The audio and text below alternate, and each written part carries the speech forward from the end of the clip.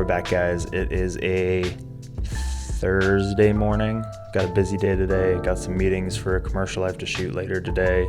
My wife is out and about. I'm not sure what she's doing. Lots of chores today. This is her on the screen, by the way. She looks so good. This is for a little commercial thing that we were doing. She's an actress, as well as influencer and all sorts of other cool things. Anyway, let's jump into this video today.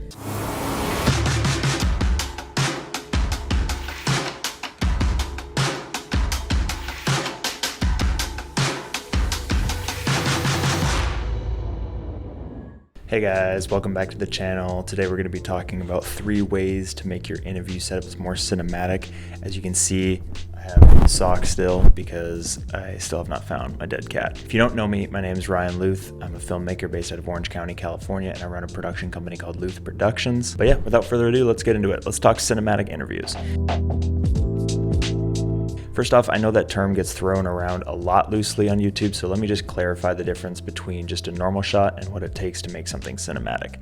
I'll give you a hint, it's not just the gear you're using, so don't think you can go out and buy just the most expensive camera and lenses and it's automatically gonna make everything look super sick and cinematic. There's 3 factors that make a shot look cinematic, and those are lighting and composition, production design, and wardrobe. If you really wanna take your interviews to the next level, try and focus on these 3 things. So let's start with lighting and composition, because this is the most common one. It's really important to create depth in our image, but what does that mean? It means we have separation from our background and our foreground. So either your background is lighter or darker than your foreground. In our case, with an interview, we want our subject to be lighter than our background. And this all depends on the overall mood we're going for, but let's just say we're gonna make things a little moodier today. So here's how you create depth on a set using your lights. I'm going to be using an example of an interview I shot from a documentary earlier this year. This was shot using the Ursa Mini Pro G2 and the Atlas Orion 32mm Anamorphics. For the lighting, we created depth by adding a soft top key. Soft light's really important in this case because we want to create something that's pleasing to the viewer's eye and most importantly, pleasing to our subject. And in an interview situation, harsh lighting doesn't usually look very good. So we have our nice soft key over our subject, and then we took another really soft light and enhanced our key from the side of the talent, and this created what's called L lighting, where our key comes from the top and the side, and then next we had our fill. Lastly, to help emphasize the depth and separate our subject from the background, we used a backlight to create a bit of a halo around our subject. You see how that kind of makes a nice clear and pleasing outline separating them from the background? Another thing that makes an image feel cinematic is the color contrast. You'll see that it's in a lot of movies where they'll use teal and orange to create color contrast in their images, or maybe it's red and green, or purple and yellow, or whatever they use. One way to do this is to have it feel more natural, is to use contrasting daylight and tungsten light in our image. So, for example, in this interview we used daylight as our key, and the main amount of ambient light filling the room was also daylight, but as you'll see in the back, we spiced it up a bit by putting some tungsten practicals that just give it a little extra pop. So it kind of creates this really subtle version of the teal and orange color contrast if you think about it. Our goal is not to create a flat image, and so we need to look throughout the space and figure out how we can best light our subject to do that without it feeling too unnatural. Next is our composition. It's super important to pay attention to how your subject is placed in the background and how your camera is in relation to everything else in the image. In this interview, the background is nicely balanced and we put time and effort into making sure the composition looked good. But imagine there was a plant right behind his head, or if the camera was like slightly off-centered and we weren't like perfectly parallel to the background, it would feel kind of sloppy and it wouldn't be as interesting. Or even if the door was like halfway behind him. It's all these little things that give it that extra 10% that the image needs. So in relation to composition, I want to talk a little bit about paying attention to our production design, and this makes a bigger difference than you think. So you can be in an ugly space and have really solid lighting, and the image will still look pretty good, but when you take the same kind of lighting and put it in a much better looking space where the background has actually been set designed, you've put time and effort into it, that's when it really starts to look a lot more professional and cinematic.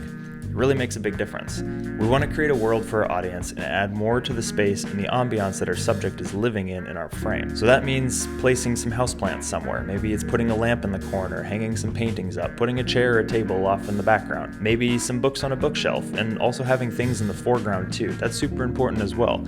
Like maybe it's a little side table or another houseplant. So imagine the same image without all those things. It'd feel pretty bland and boring, right?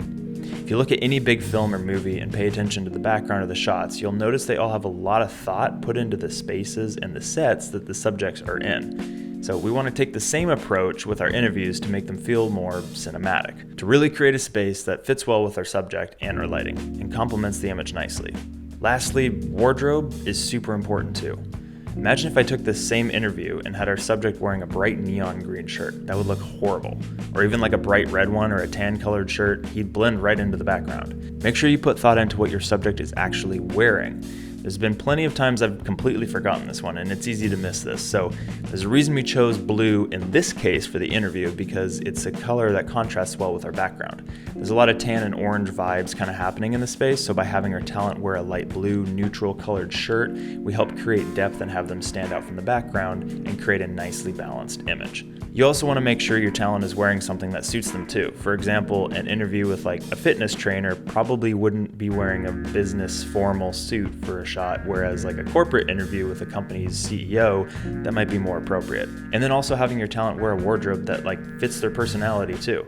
If you're not in charge of what your talent wears, one thing I usually do is send them a guide before coming to set of what options to bring from their own closet. Here's an example. We recently did a series of masterclass-like videos for a client of ours. I wanted everything to kind of have like a neutral, calming vibe because the videos were on mental health. So I told each cast member to bring the following: a lighter neutral colored top, gray, blue, green, or tan, a neutral colored jacket, denim, tan, black, jeans, dark pants, neutral colors, no shorts. And then I asked them to just avoid any bold patterns, intense prints like stripes, pinstripes, or plaid. And to keep outfits modest, of course, and avoid pink or red or white and anything bright and neon, and then also keeping jewelry to a minimum.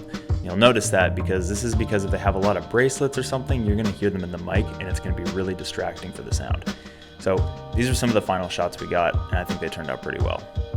As you can see, there's a lot that goes into making an interview look cinematic, but if you take time and effort and put a lot of thought into the lighting and composition, the production design, and the talent's wardrobe, I guarantee you're going to get a better looking image than before.